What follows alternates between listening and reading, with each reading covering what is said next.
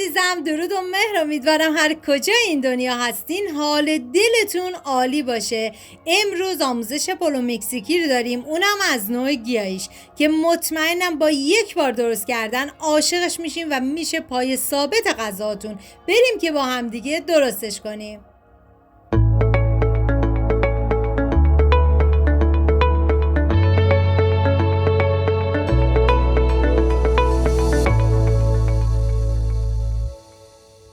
مواد لازم: لوبیا قرمز، گوجه فرنگی، قارچ، فلفل دلمه‌ای، پیاز، ذرت، زعفران.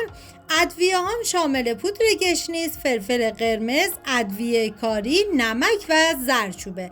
من اندازه های دقیقم داخل دیسکریپشن براتون نوشتم.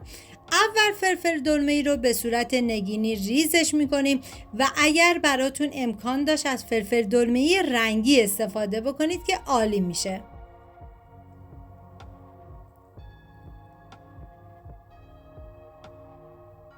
و قارچ، ببینید هر قارچ رو ما به 4 قسمت تقسیم میکنیم و اینکه از قارچ و پیاز فراوانم استفاده بکنید که بی‌نظیره و پیاز رو به صورت خلالی من کاملا ریزش میکنم.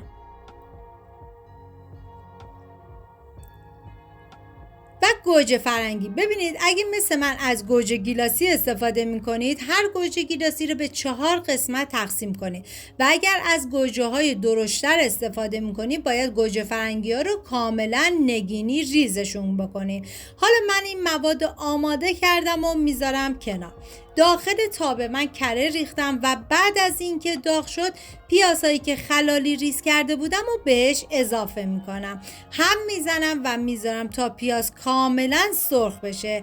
بهتون پیشنهاد میکنم که حتما این پلو مکزیکی خوشمزه رو درست کنید چون واقعا طعمش بی‌نظیر بود. و حالا ادویه هایی که داخل دیسکریپشن براتون نوشتم و اضافه میکنیم و ببینید از هر نوع ادویه‌ای که دوست داشتین میتونین استفاده کنید. حتی میتونین از پودر سیر و پودر زنجبیل هم استفاده کنید. فقط این که فلفل قرمز این غذا باید زیاد باشه چون این غذا تند و تیزه. هم میزنم و میذارم ادویه ها تفت بخورن و عطر ادویه ها آزاد بشه.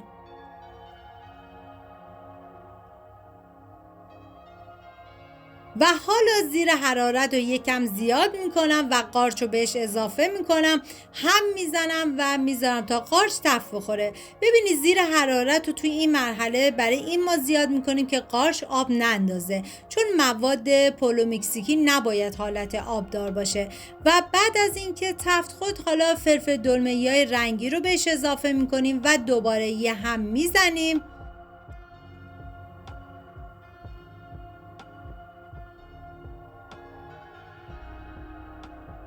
و حالا گوجه فرنگی رو بهش اضافه میکنیم. زمانی هم که گوجه فرنگی رو اضافه کردید همچنان باید زیر حرارت زیاد باشه. و دوباره هم میزنم.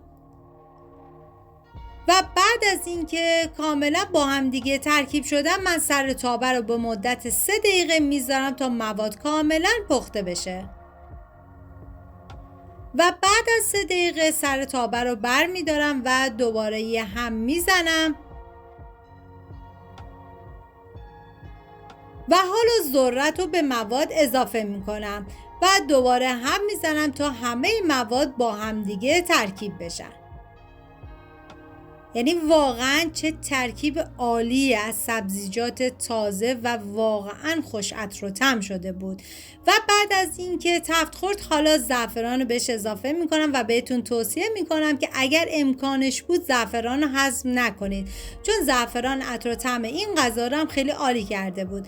و بعد دوباره یه هم میزنم تا همه مواد دوباره با هم دیگه مخلوط بشن.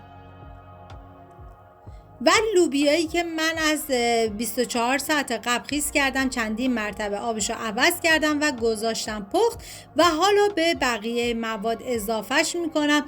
هم میزنم و میذارم به مدت 1 دقیقه با بقیه مواد کاملا تفت بخوره و بعد از اون دیگه مواد ما آماده است. ببینید دیگه به هیچ عنوان مواد ما حالت آبدار نیست، کاملا آبش کشیده شده. و اینکه موادتون رو نباید بذارید خیلی له بشه، باید ظاهر اون مواد غذاییتون کمی حفظ بشه. فقط گوجه فرنگیه که حالت له میشه. و دیگه من موادم آماده شد و داخل قابلمه آب ریختم. بعد از به جوش اومدم برنج رو بهش اضافه کردم. ببینید برنج یک کمی زنده تر بود، باید ما آب کش کنیم. و بعد از اون داخل قابلمه کره ریختم و تدریج مد نظرتون هر چی که هست رو میذاری داخل قابلمه و حالا برنج رو بهش اضافه میکنیم. لایه اول رو برنج میریزیم و لایه بعدی از موادی که آماده کرده بودیم. این کار رو تکرار میکنیم تا زمانی که همه مواد تموم بشه. فقط اینکه لایه آخر رو برنج باشه. و بعد از اون میذارم به مدت 1 ساعت و 15 دقیقه برنج کاملا دم بکشه. و اینکه گیاهخواران عزیزم به راحتی میتونن این پلو مکزیکی خوشمزه رو درست کنن و از خوردنش لذت ببرن. و من این لایه رو از مواد آماده کردم میریزم و دیگه لایه آخر رو برنج میریزم. و بعد از اون من داخل تابه‌ای که مواد بود مقداری آب ریختم و بعد از اون ریختم روی برنجم و حالا سر قابلمه رو میذارم به مدت 1 ساعت و 15 دقیقه و بعد از اون غذای خوشمزه ما آماده است.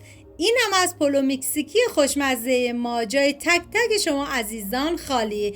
راستی من منیره هستم. امیدوارم از این ویدیو خوشتون اومده باشه و اگر تا الان کانال رو سابسکرایب نکردید خوشحال میشم سابسکرایب کنید و برای دوستاتونم بفرستید. لایک و کامنتاتونم که کلی به من انرژی میده و کمک میکنه ویدیوهای من به افراد بیشتر نمایش داده بشه. مرسی که مثل همیشه تا آخر این ویدیو همراه من بودید. تا یه خوشمزه دیگر، بدرود.